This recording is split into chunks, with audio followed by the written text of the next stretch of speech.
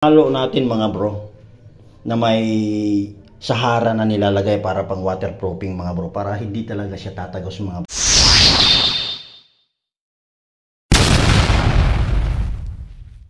Good afternoon.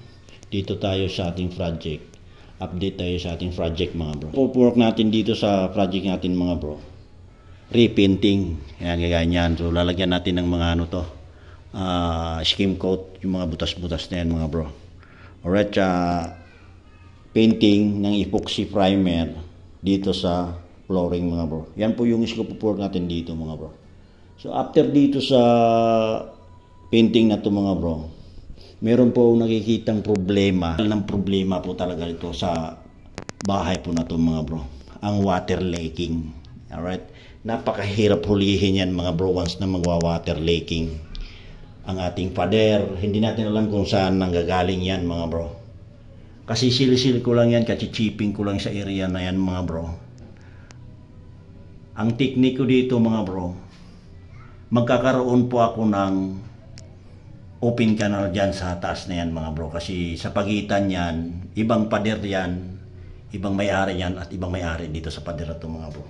Magkakaroon po ako ng open canal dito sa area na to mga bro. Ayan, nalagyan ko ng open canal yan, diretso yan dito mga bro.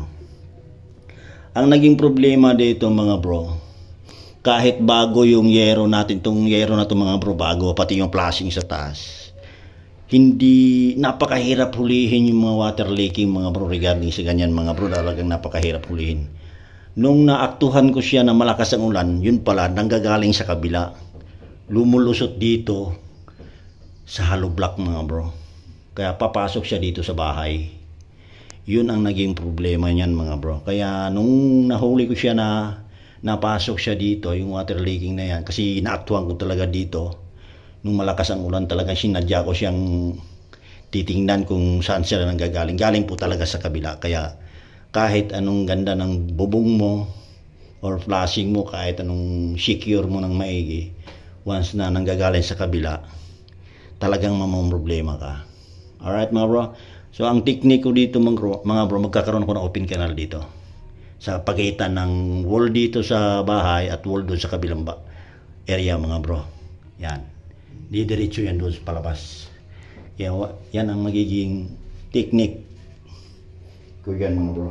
Alright, para bigyan ng solusyon yung mga water leaking na yan na hindi makapasok dito sa loob ng bahay.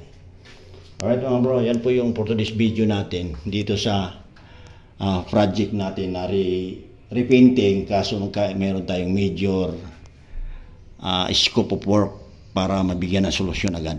Alright mga bro, yan. Alright, let's go. Ito yung halo natin mga bro na may Sahara na nilalagay para pang waterproofing mga bro, para hindi talaga siya tatagos mga bro. Alright mga bro, ang halo ko dito mga bro, bumili kasi ako ng sako-sako na yung pang bistay, yung bistay na mga bro. 4 na sako, hinaluan ko ng kalahating simento mga bro.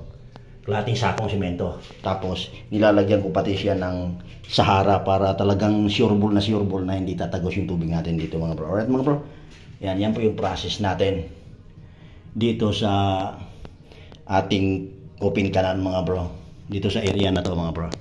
Yan, open canal yung ilalim yan mga bro, kasi natagos yung tubig.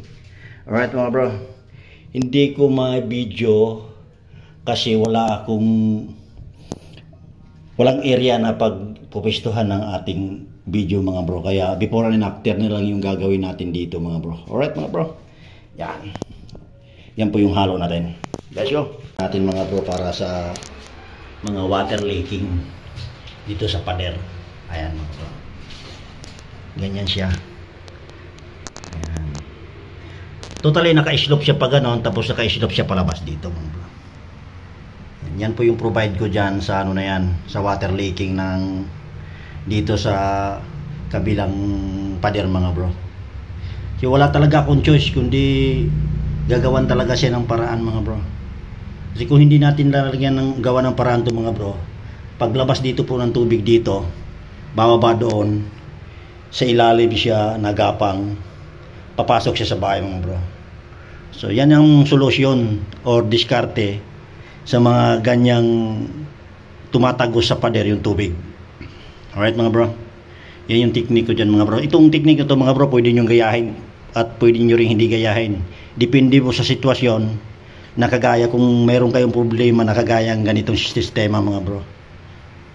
Alright mga bro, ngayon lang din po ako naka-encounter ng ganito, kaya medyo nalugaw-lugaw rin yung utak kung paanong diskarte, pero ito yung diskarte ko mga bro. Gagawa na lang siya ng daanan or open canal para dumiretso siya rito sa kanal ng malaki.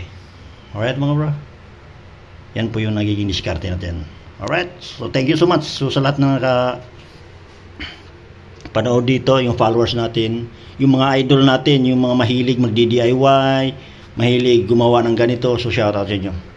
Ingat po kayo palagi mga idol, mga follower, ingat po kayo palagi. Alright, so itong technique na to para sa baguhan, pwedeng gayahin, pwedeng hindi. Let's go. Peace.